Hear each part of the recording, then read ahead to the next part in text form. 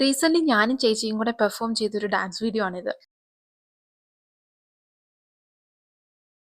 ഒരുപാട് കാലത്തിന് ശേഷമാണ് ഞാനൊരു classical semi classical item perform ചെയ്യുന്നത്. ഞാൻ ഒട്ടും കോൺഫിഡന്റ് അല്ലായിരുന്നു. പിന്നെ ചേച്ചിയുടെ ഒരു മോട്ടിവേഷനിൽ ഞാൻ കയറി കളിച്ചതാ.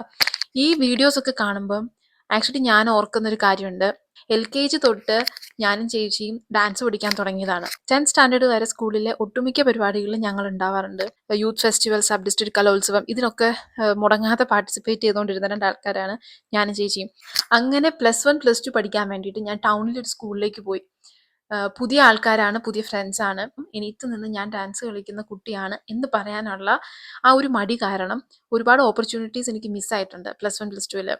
അങ്ങനെ ഒരിക്കൽ +2 എത്തിയപ്പം ഞാൻ തീരുമാനിച്ചു +2 ഫെയർവെല്ലിനെങ്കിലും ഒരു ഡാൻസ് കളിക്കണമെന്ന്.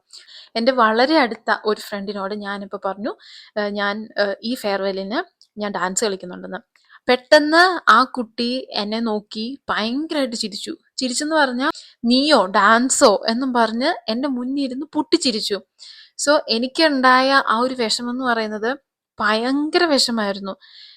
ആ കുട്ടിയെ കുറ്റം പറഞ്ഞിട്ട് കാര്യമില്ല. 2 വർഷം ഒരുമിച്ച് പഠിച്ചിട്ട് ഞാൻ ഡാൻസ് കളിക്കുന്നൊന്നും അവിടെ ആർക്കും അറിയില്ല. അപ്പൊ ആ കുട്ടീനെ തെറ്റു പറഞ്ഞിട്ട് കാര്യമില്ല. ഡാൻസിന് അത്രമാത്രം ഇഷ്ടപ്പെട്ടിരുന്ന ഞാൻ എന്നോട് എൻ്റെ മുന്നിൽ വെച്ചിട്ട് അങ്ങനെ ചിരിച്ചപ്പോഴേക്കും അത് എന്നെ ഭയങ്കരമായിട്ട് ഹേർട്ട് ചെയ്തു. ഞാൻ അന്നത്തെ ദിവസം ഹോസ്റ്റലിൽ പോയി ഒരുപാട് കരഞ്ഞു. അപ്പോൾ ഒരു ചേച്ചി എന്നോട് പറഞ്ഞു, ഇന്നുണ്ടായ ഒരു സംഭവം ഇതെന്ന് നിനക്കൊരു മോട്ടിവേഷൻ ആയിരിക്കട്ടെ, ഇനി ഒരിക്കലും ഒരു ഓപ്പർച്യൂണിറ്റി നീ മിസ്സാക്കരുതെന്ന്.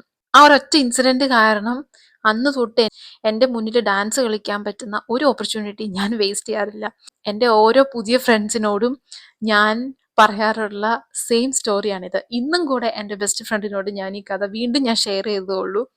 അതുകൊണ്ട് വീഡിയോ എടുക്കണമെന്ന് തോന്നി.